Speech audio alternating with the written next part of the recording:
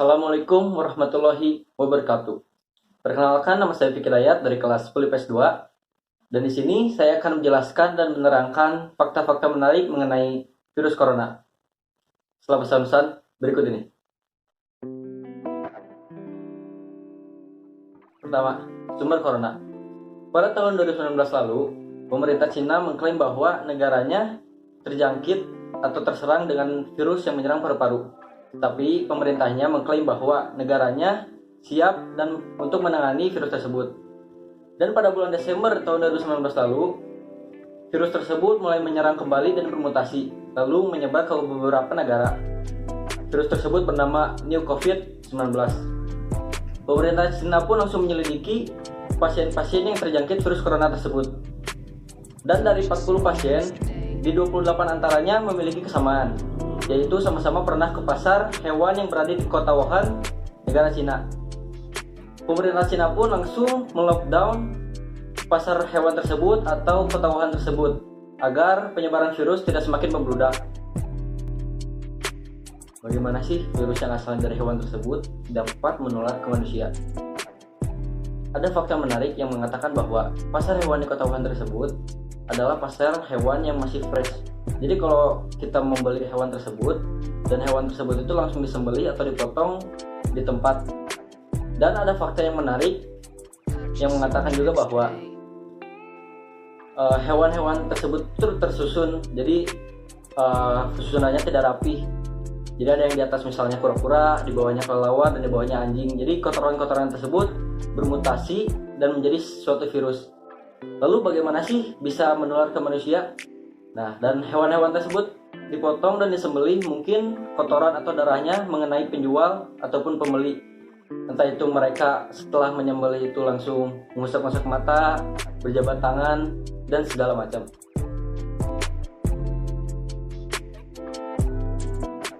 Yang kedua, gejala corona.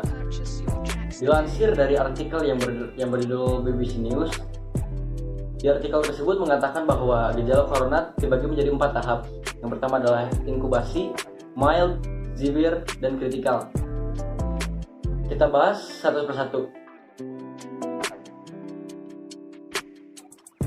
Tahap yang pertama, inkubasi. Inkubasi ini adalah di mana virus tersebut mulai menyerang sistem imun tubuh kita. Tetapi dalam tahap inkubasi ini kita tidak memiliki gejala apapun, tetapi virus tersebut sudah terjangkit di dalam tubuh kita. Tahap yang kedua, mild. Mild itu bisa dikatakan tubuh kita merasa tidak nyaman akibat virus tersebut. Jadi kita itu sudah merasakan seperti demam, batuk, pegal-pegal, ataupun bersin, dan lain sebagainya.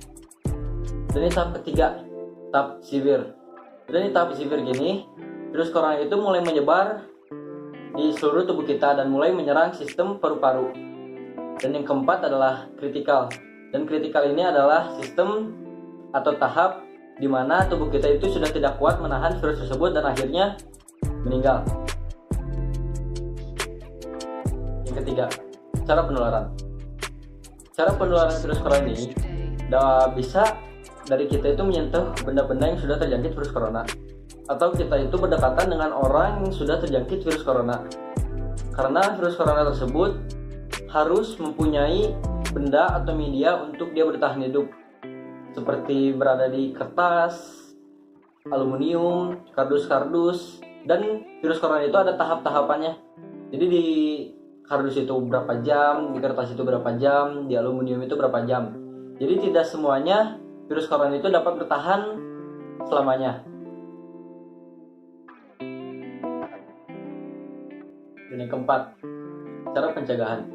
Cara pencegahan virus corona ini adalah dengan kita itu menerapkan social dan physical distancing minimal 2 meter.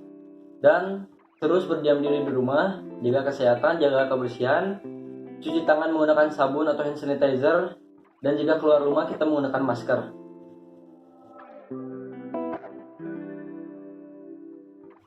Lima, cara menangani virus corona. Jika kita sudah terjangkit virus corona, apa sih yang harus kita lakukan? Minimal kita itu meminum obat seperti gejala-gejalanya. Jadi kita itu meminum obat demam, obat batuk, obat pilek dan sebagainya. Dan jika masih selama dalam seminggu itu kita masih sakit, langsung kita pergi ke rumah sakit rujukan yang menangani virus corona.